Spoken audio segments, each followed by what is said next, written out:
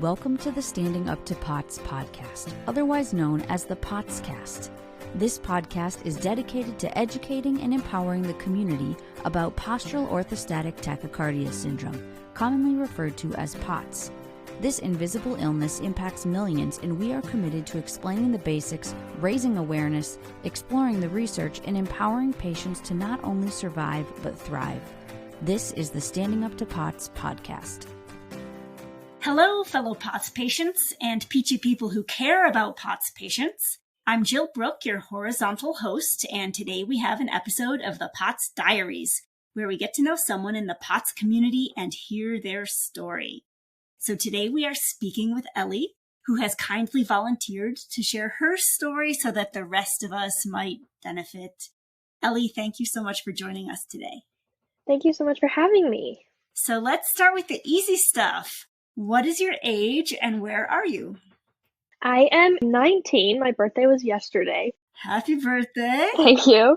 And right now I'm in Forest Grove, Oregon, where I go to college. Oh, very nice. Okay. So tell us a little bit about what you're into or what you're passionate about or what your interests are. Well, I love volleyball. I've been playing for about probably 7 years, and I love music, so playing the violin and singing and stuff like that. Oh, very cool. What kinds of music do you like to play the most? Really anything with like the violin. It's more classical stuff, but any like pop normal stuff for singing and stuff. Okay, all of these activities sound very upright oriented. I'll have to ask you about that in a minute. Yes, it has definitely changed. Okay. But before we get there, I would love to hear a little bit about your personality. How would you or your friends or family describe it, do you think? I actually had to ask my family about this because obviously I can't really describe myself, but they said that I'm very goal-oriented and a very dedicated person, and I can say I'm very creative and very honest and funny. Very nice. So that is a funny question, though. Like, was their answer similar to what you would have expected? Yeah, kind of. I really had no idea. I was like, how would you describe me? I didn't know how to answer that, so... I know. I'm a little scared. I would like to go around and ask all my friends and family to describe my personality, except I'm a little worried what they might say. They're definitely very nice to me, yeah.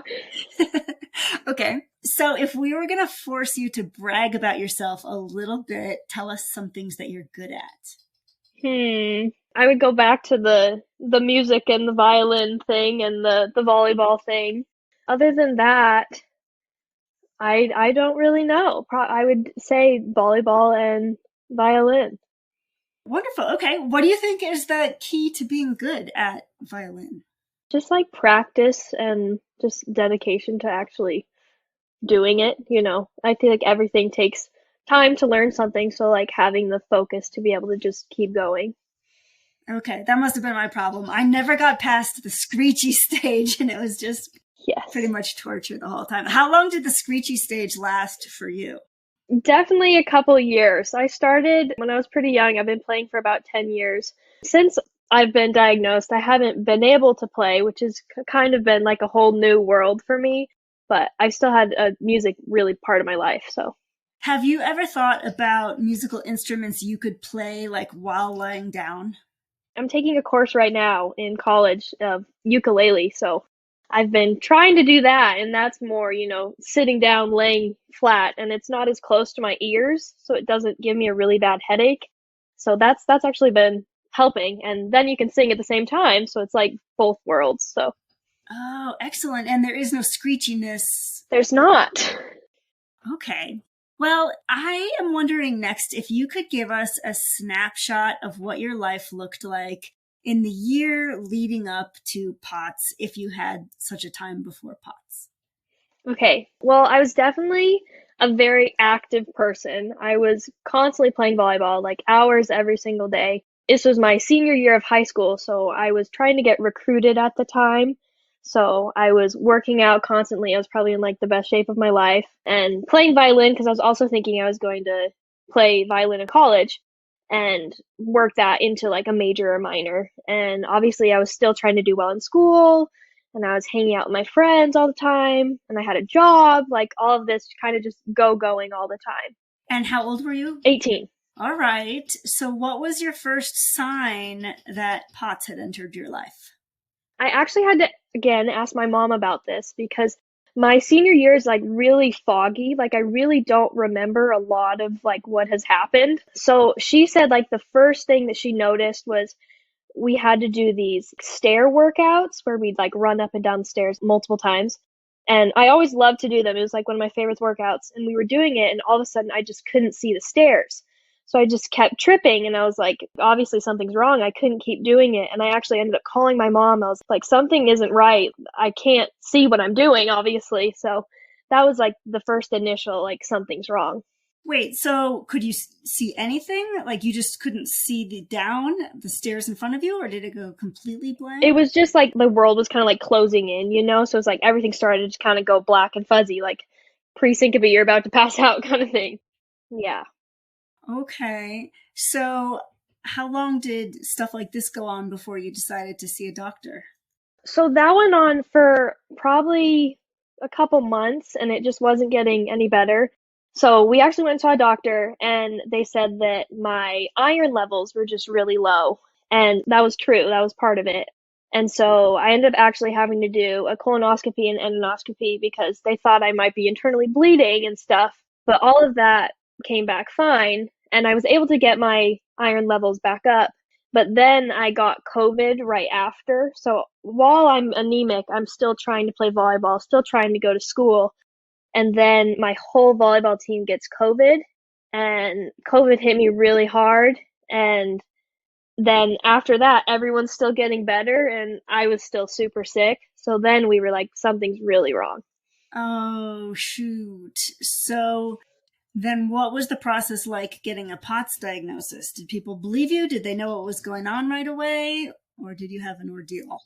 For a couple months, it was kind of doctors saying, like, well, it might be just because of the anemia, it might be just because of COVID. And so my primary care doctor, she's amazing, and she referred me to a cardiologist just to make sure everything was okay, especially with COVID and stuff. And it took a couple months to get into the cardiologist. And after seeing them like 3 times, they referred us to a POTS clinic. But my primary doctor had just kind of in the back of her head just mentioned that she was like, oh, you guys might want to look into POTS a little bit. This might be something that you might have. But she didn't want to be like, oh, you have POTS, because that's kind of a scary thing to tell someone. So overall, that probably took like 6 months to finally like get a diagnosis. But that was like my mom constantly calling, trying to get referrals, trying to like get into doctors and stuff.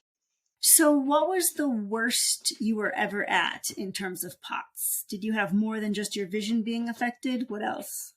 I still have, well, like really bad headaches that just last days. Obviously the pre-syncope and dizzy stuff. I've had really bad tachycardia, but I'm on a medication now that kind of helps with that. And the brain fog was really something that like I'd never had to deal with before, which was really hard, especially trying to graduate high school and you can't remember anything. Super fatigued. I had no appetite and my temperature just could not regulate my temperature. I still can't. Like I'm freezing cold 1 second and then just sweating the next. So kind of a big spewel of things. Yes. How much has it improved since getting a diagnosis? Like, has that helped? I think definitely with managing it and kind of like understanding what my body's really doing, and the being able to lower my heart rate has really helped, because it's, like when you stand up and your heart rate jumps to like 200, like that's, you just obviously won't feel good. So that has definitely helped. And I think the dizziness has gotten better and stuff too, but I think that's just also me knowing that you can't just stand up and start like going. You have to like really like take your time to like be able to like get moving. So as somebody who's relatively kind of fresh to all this, presumably you have a clear memory of what life was like before POTS. Yeah. How would you describe brain fog to people? Like, does it come on quickly? Does it come on slowly? What does it feel like to you? I think brain fog is the weirdest thing. It just happens out of absolutely nowhere for me. I remember when I was like first being diagnosed, it was really bad. And I just be trying to say a sentence and I just could not think of the word that was like, it was just like my brain wasn't even there. It's definitely gotten better, but there's still sometimes that I'm trying to write a paper or something and I'm like, it's just like there's nothing in there. Yeah, you had mentioned that it was tough finishing up your senior year Mhm. of high school like that. Would it like hit you in the middle of a class or? So thankfully, I was online most of my senior year, so that I was able to like go slower and stuff, and I was laying in bed doing my homework, which definitely helped. But yeah, I definitely did not do well in any of my classes.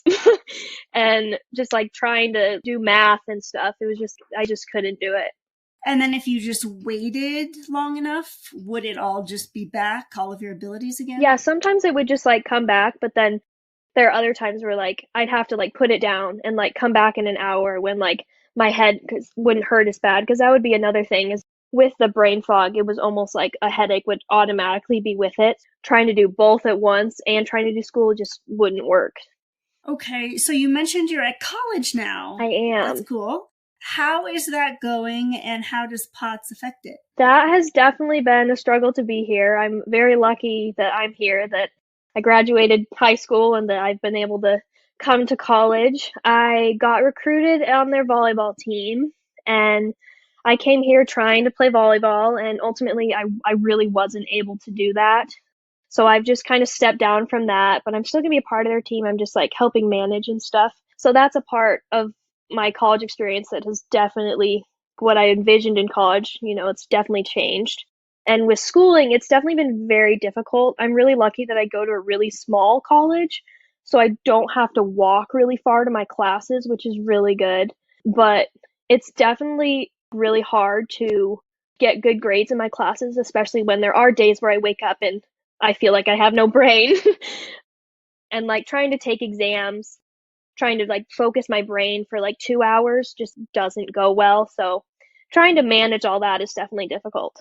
Yeah, I mean, you are very cheerful, but what I'm hearing is that you thought you were going to get to go to college and play volleyball at a collegiate level, and instead you're having to watch everybody. Yes, That sounds really tough. it is.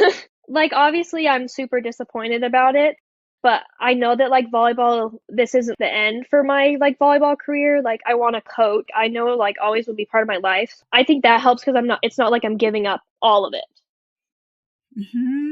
That's great. So, do you pace yourself through the day? Do you take a full class load? How's that working out? So I definitely have paced myself because that was something that I really struggled with, especially like being an athlete. I've always just pushed through it, just keep going. And I tried to do that initially when I was like diagnosed, and I just wouldn't be able to get through the days and just totally crashed. So I've been able to like spread out my classes.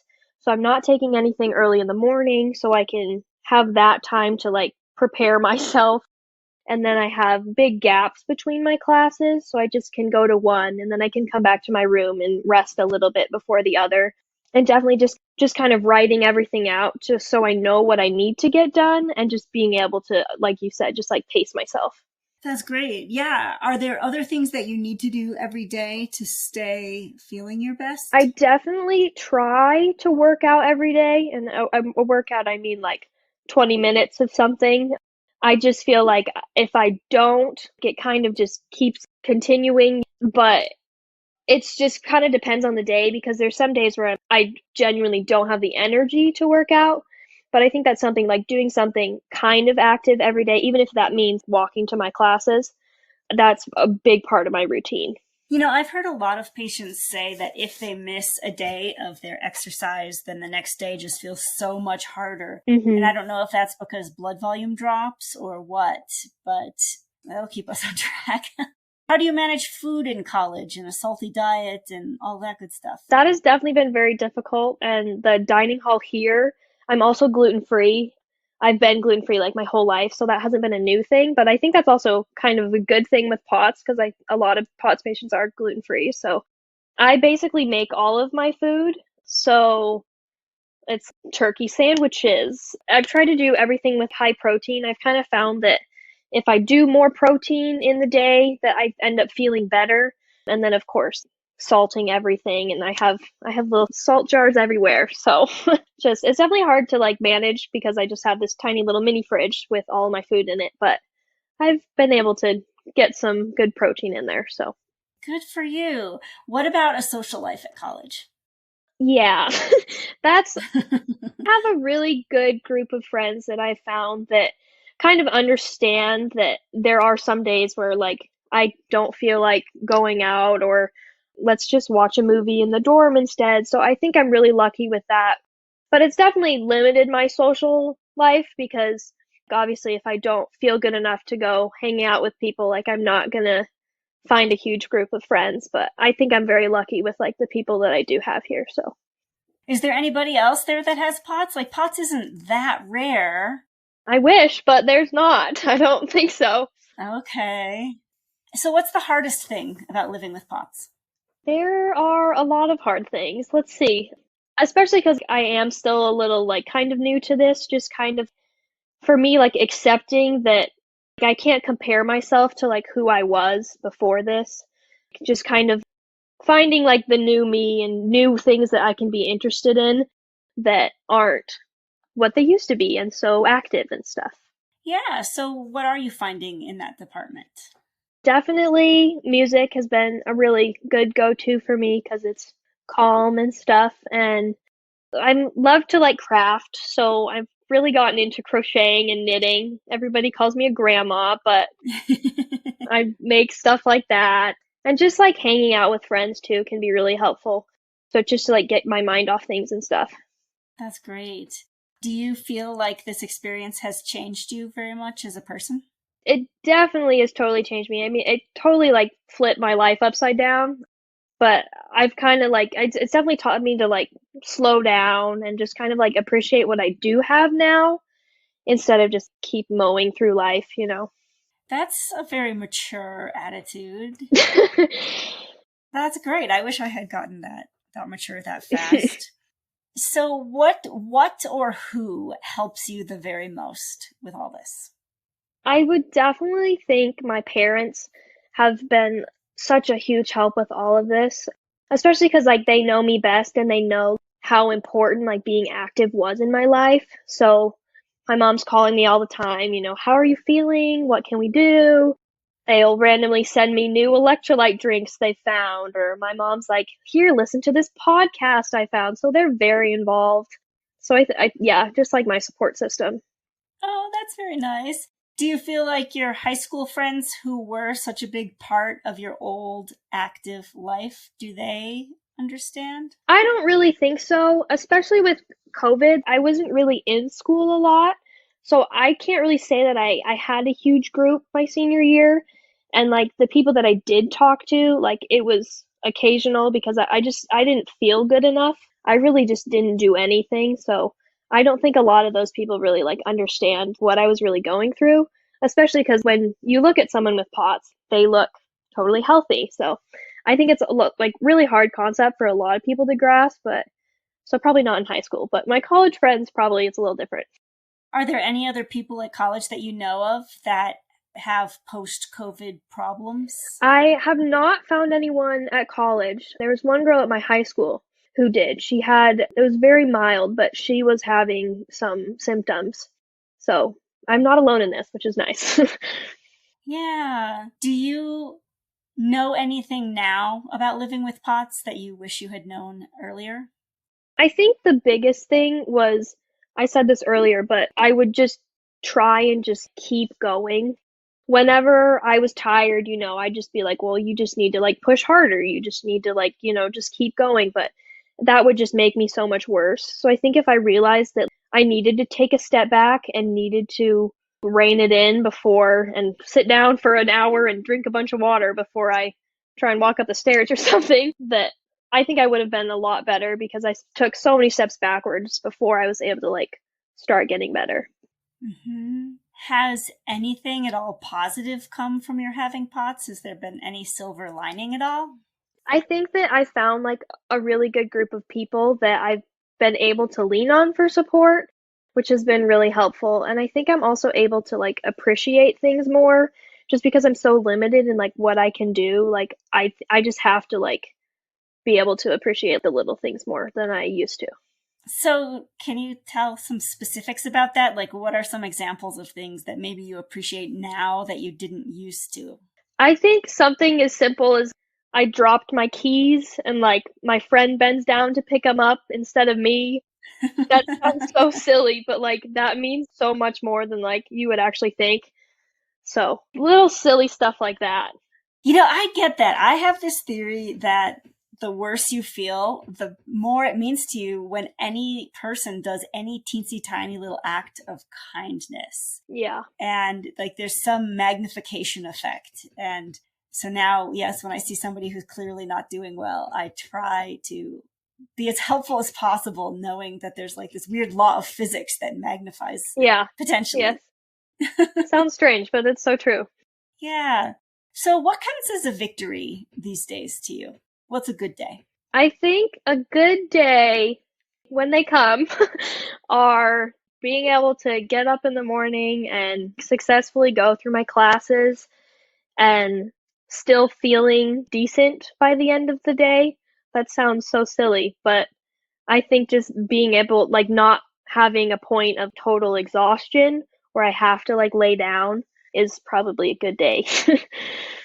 So obviously you're at an age where you're having to start to kind of think about what you might do in terms of your studies or your major or what you might want to do after college. Does this influence any of your interests in that way? It has totally changed things. I came into college thinking I wanted to be a physical therapist, and looking at that now, I don't think even if that I could physically do it, just being able to do all that schooling and all of the clinical training and stuff. So I've actually changed my major to public health at the moment. Who knows if that will change again, but the medical field has always been something that I've been interested in. And especially now with POTS, I'm way more interested in it. So somewhere in there that's a little more slow, but still something that I'm interested in. That's great. That's wonderful. Are you up for a speed round where we ask your poor undernourished brain to say the first thing that comes to your mind? Sure. What is your favorite way to get salt? Potato chips. What is the drink that you find the most hydrating? Probably liquid IV. What is your favorite time of the day and why? I think probably like the middle of the day where I've been able to wake up a little bit, the medication is kicked in, and I've gotten some water down, and I'm kind of okay. Where is your favorite place to spend time? My dorm. Oh, that's good. How many doctors did you have to see for POTS? I'd say at least 7 to 10. How many other POTS patients have you ever met face-to-face in the flesh? 1. What is one word that describes what it's like living with a chronic illness?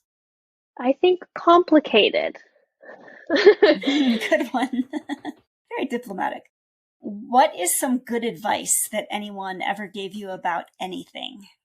I think just don't stop fighting. Just keep going, no matter what. What is something small or inexpensive that brings you comfort or joy? My dog. She's really small. She's not inexpensive, but she's small. Very nice. And probably the most popular answer we get.